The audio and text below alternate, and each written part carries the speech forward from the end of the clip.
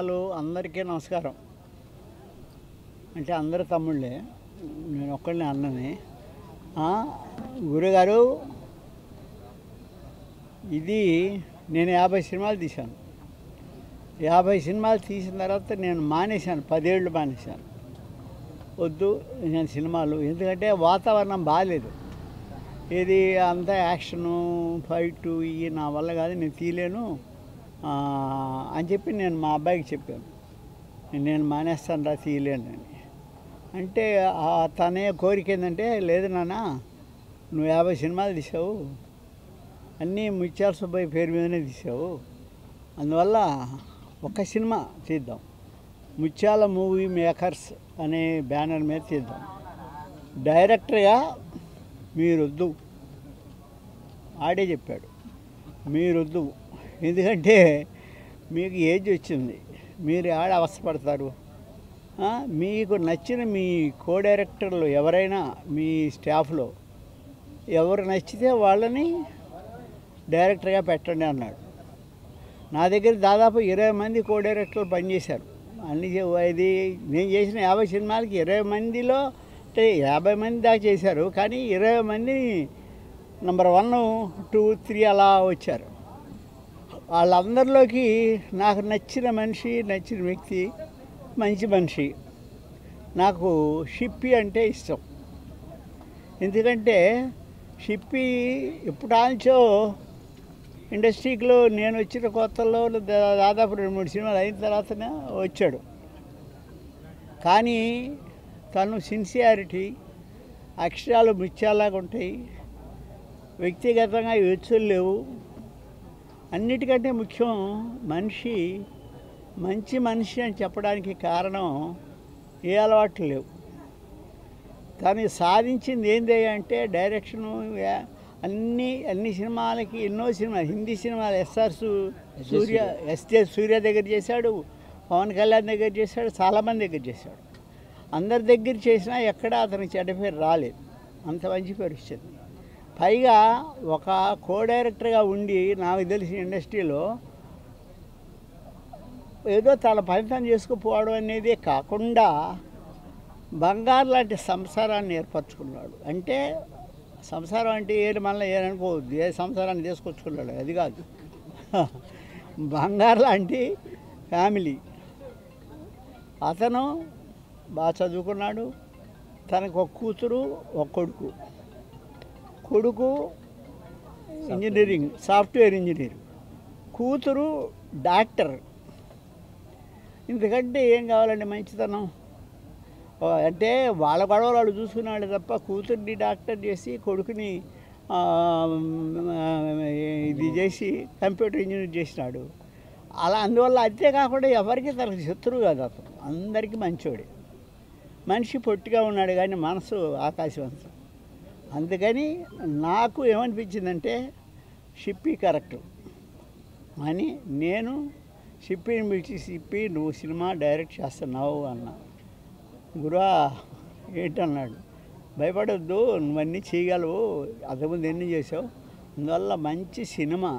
మేము 50 సినిమాలు నేను తీసా, నువ్వు ఇది ఫస్ట్ సినిమా, కానీ నువ్వు కూడా 50 సినిమాలు దాటాలి, మంచి సినిమా చేయాలి, మంచి పేరు తెచ్చుకోవాలి. మీ ఫ్యామిలీని వీళ్ళని అందరినీ చూస్తుంటే ముచ్చటేస్తుంది. సంసారం అంటే ఇలా ఉండాలి.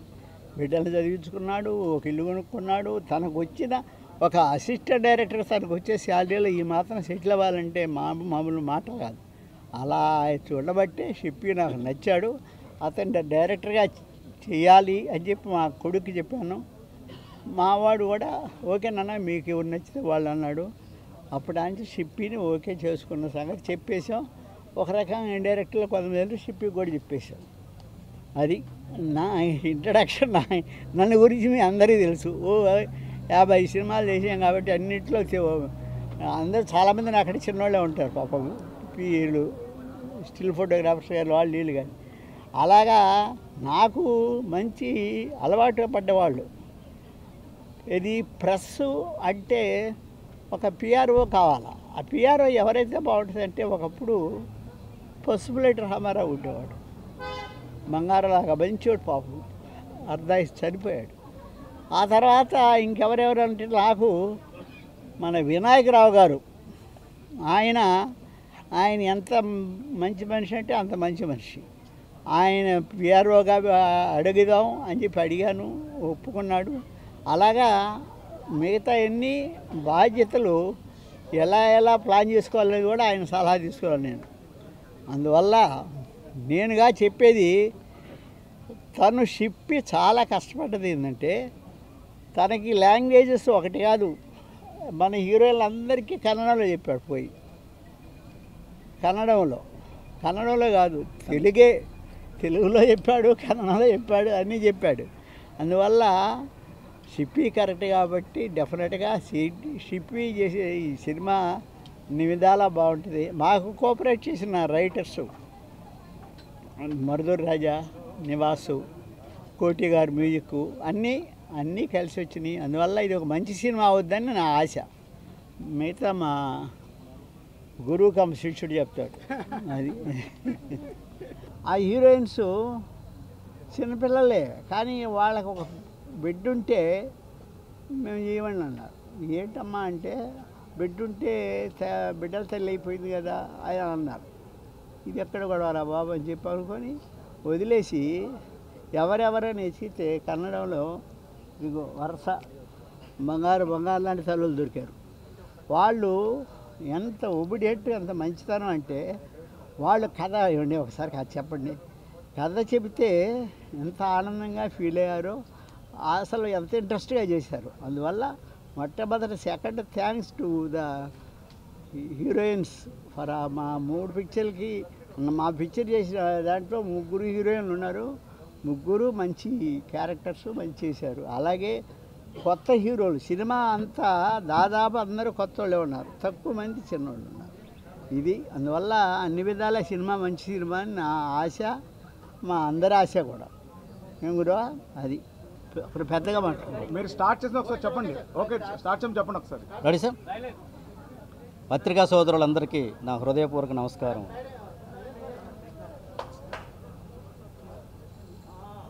కెమెరా ఇటుందని చెప్పండి, కెమెరా అటుందని. పత్రికా సోదరులందరికీ నా హృదయపూర్వక నమస్కారం. ముందుగా నన్ను దర్శకుడిగా పరిచయం చేస్తున్నటువంటి మా గురువు గారు ముత్యాల సుబ్బయ్య గారికి నా నమస్కారం. అలాగే ముత్యాల మూవీ మేకర్స్ ఫస్ట్ సినిమాలో నన్ను దర్శకుడిగా పరిచయం చేస్తున్న సోదరుడు అనంత కిషోర్ గారికి నా హృదయపూర్వక నమస్కారం. అలాగే కథ చెప్పంగానే విని యాక్సెప్ట్ చేసినటువంటి రజిత మహాలక్ష్మి గారికి, అలాగే సాహిత్య గారికి, అలాగే సాత్విక్ గారికి, అందరికీ నా హృదయపూర్వక నమస్కారములు. నేను అడగంగానే స్క్రిప్ట్ చూసి తను మార్పులు చేర్పులు చేయదలుచుకుని ఏమన్నా ఉంటే చేసినటువంటి మరుదూరు రాజా గారికి నా హృదయపూర్వక నమస్కారములు. అలాగే మాటల రచయిత నివాస్ గారికి నా హృదయపూర్వక నమస్కారములు. ఇప్పుడు ఇందులో కథ ఏంటంటే, ఒక మధ్యతరగతి ఫ్యామిలీలో ఒక తల్లి తన అనుకోని ఇన్సిడెంట్స్లో ఎలా వాటిని అధిగమించి తన యొక్క ఉద్విగ్నభరితమైనటువంటి సిచ్యువేషన్స్లో కూడా ఆ తల్లి మనసు ఎంత సంక్షోభంలో ఉన్నా ఎలా తీసుకొచ్చిందనేది ఈ సినిమా కథ సారాంశం. Thank you sir, thank you for all. పిలవంగానే పూజకి విచ్చేసినటువంటి బ్రహ్మానందం గారికి మా హృదయపూర్వక నమస్కారములు. అలాగే స్విచ్ ఆన్ చేసినటువంటి భరత్ గారికి నా హృదయపూర్వక నమస్కారములు. అడగంగానే మా క్లాబ్ కొట్టినటువంటి మా గురువు గారు పోకిరి బాబురావు గారికి నా హృదయపూర్వక నమస్కారం. Thank you sir, thank you for all. Press media వాళ్ళందరికీ నమస్కారం అండి. బేసికలీ బెంగళూరు కానీ తెలుగు బాగానే వచ్చు. తెలుగు మీద ఉన్న ప్రేమతో తెలుగు నేర్చుకొని ఆల్మోస్ట్ చాలా ప్రాజెక్ట్స్ చేశాను నేను ఇక్కడ. సో ఇది నా ఫస్ట్ మూవీ తెలుగులో చేస్తున్నది. కన్నడలో చేశాను, తమిళ్లో చేశాను, తెలుగులో ఇది ఫస్ట్ మూవీ. నా ఫస్ట్ మూవీలోనే ఇలాంటి ఒక పెద్ద టీం దొరకడం నా అదృష్టం అని నేను అనుకుంటాను. బికాస్ ఆల్మోస్ట్ నేను కన్నడలో చేస్తున్నప్పుడు అందరూ నన్ను ఎలా చెప్తారంటే, ఒక సెంటిమెంట్ క్వీన్ కానీ, లేకపోతే ఏడ్చేరాణి అని, కన్నీళ్ళు ట్యాంకర్ అని, ఇలాంటి ఒక్కొక్క పేరు పెట్టి పిలిచేవాళ్ళు నన్నని. ఇలాంటి నన్ను ఎలా వీళ్ళు గుర్తుపెట్టారో అసలు తెలియదు. బికాస్ సార్ గురించి తెలుసుకున్నప్పుడు నాకు తెలిసింది హీఈస్ సెంటిమెంట్ కింగ్ ఇండస్ట్రీలో. సార్ తీసిన మూవీస్ అన్నీ సెంటిమెంట్స్ని పట్టి ఉంటాయన్నమాట. సో అలాంటి ఒక జానర్ని నేను ఆల్మోస్ట్ అట్రాక్ట్ చేస్తానన్నమాట. నాకు చాలా ఇష్టం. అలాంటి ఒక సినిమాలో నాకు ఇంత మంచి స్క్రిప్ట్ని నా చేతికి ఇచ్చినందుకు thank you so much for the whole team and looking forward for all your support. నాకు నటించడం రాదండి, నాకు జీవించడమే వచ్చు. సో నేను ఈ కథ నా చేతికి ఇచ్చి నువ్వు ఈ కథకి నువ్వు జీవం ఇవ్వాలమ్మా అని చెప్పిన మా టీంకి థ్యాంక్ యూ. ఇలాగే సపోర్ట్ చేస్తూ ఉండండి. మీ సపోర్ట్ కానీ మా మీడియా సపోర్ట్ ఉంటే మనం ఆల్మోస్ట్ సక్సెస్ అయ్యినట్టే. సో ఈ అమ్మ మనసు గెలవాలని మీరు అందరూ ఆశీర్వదించాలి. Thank you so much. తల్లి మనసు సారీ అమ్మ అమ్మ అమ్మ అని చెప్పి అమ్మ మనసు అని వచ్చేసింది నాకు. నేను అమ్మ మనసు తల్లి మనసు గెలవాలని మీరు అందరూ ఆశీర్వదించాలి. Thank you. అందరికీ నమస్కారం. నేను బెంగళూరు నుంచి వచ్చాను. నాకు తెలుగు అంత బాగా రాలేదు, కానీ కొంచెం వస్తుంది. This is my first movie. నాకు ఇంత పెద్ద ఆపర్చునిటీ ఇచ్చిన Ananta Kishore sir, Mutyala Subbaiah sir and మా డైరెక్టర్ సార్కు very big thank you. Thank you. అందరికీ నమస్కారం. నాకు ఈ ఆపర్చునిటీ ఇచ్చినందుకు మా producer sir, director sir and Mutyala Subbaiah గారికి చాలా కృతజ్ఞతలు. Thank you sir. And movie మంచి సక్సెస్ అవ్వాలని చెప్పి కోరుకుంటున్నాను. Thank you. మీడియా మిత్రులందరికీ నమస్కారం. కొన్ని సందర్భాల్లో ఎంత తక్కువ మాట్లాడితే అంత మంచిది అనిపిస్తుంది, కానీ ఎక్కువ మాట్లాడకపోతే బాగుండదు అనిపిస్తుంది.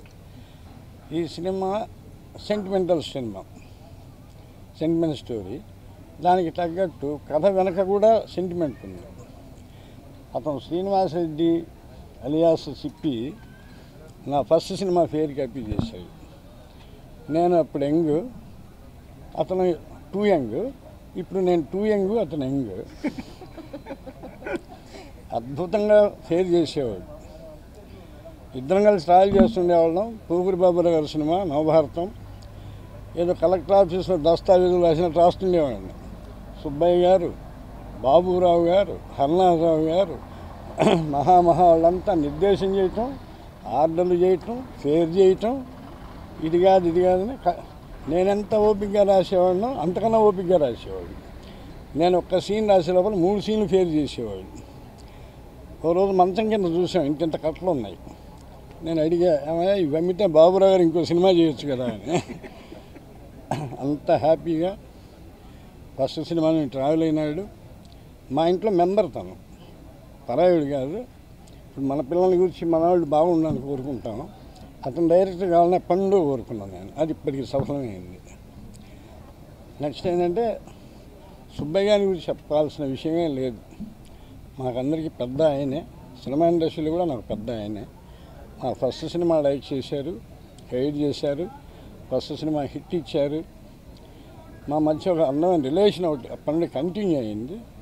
గొప్ప గొప్ప సినిమాలు తీశారు. ఆ గొప్ప సినిమాల్లో నా సినిమా కూడా ఉంది. ఆయన ఇన్నాళ్ళకి ఒక నిర్ణయానికి వచ్చి వాళ్ళ అబ్బాయి అనంత కిషోర్ వాళ్ళ నాన్న పేరు కూడా బ్యానర్ పెట్టాలి, తన పేరు వినిపించాలని ఒక సదాశయంతో ముందుకు నడిచాడు. వాళ్ళ నాన్నగారి కోవలోనే ఆయన డైరెక్ట్గా ఎంత గొప్ప సినిమాలు తీశాడో తను కూడా ముందు అంత గొప్ప సినిమాలు నిర్మాతగా చేయాలి ఒక యాంబిషన్. అందుకని ఇతను ప్రొడ్యూసర్గా, అతను డైరెక్టర్గా సక్సెస్ కావాలి. మీకు ఇంకో రహస్యం చెప్పాలి. నవభారతం సినిమా అప్పుడు రమేష్ డైరెక్షన్ డిపార్ట్మెంట్ వాళ్ళు 3 ఉండేవాళ్ళు. భీమనని సీను, ఇంకో సీను 3 ఉండేవాళ్ళు. సుబ్బయ్య గారు సీను అనగానే 3 వచ్చేవాళ్ళు, రమేష్ అంటే 3 వచ్చేవాళ్ళు. అందుకని సుబ్బయ్య గారు ఉన్నట్టుండి కన్ఫ్యూజ్గా ఉంది. ఇక నుండి నీ పేరు రమేష్, నీ పేరు సిప్పి అని నామకరణం చేశాడు ఆయన. అది అలా నిలబడిపోయింది. అలా సిప్పి అని ఫిక్స్ అయిపోయినాడు. టోటల్గా సినిమా బాగా వచ్చింది. ఇంకో మాట ఆవిడకి కూడా ఆవిడ చూడగానే అనుకున్నా, ఎందుకంటే బాగుంది ఆవిడ క్యారెక్టర్, ఆవిడ కరెక్ట్గా ఉన్నారు. ఈ దిగులు మాకు 5 నెలల నుండి పట్టుకుంది.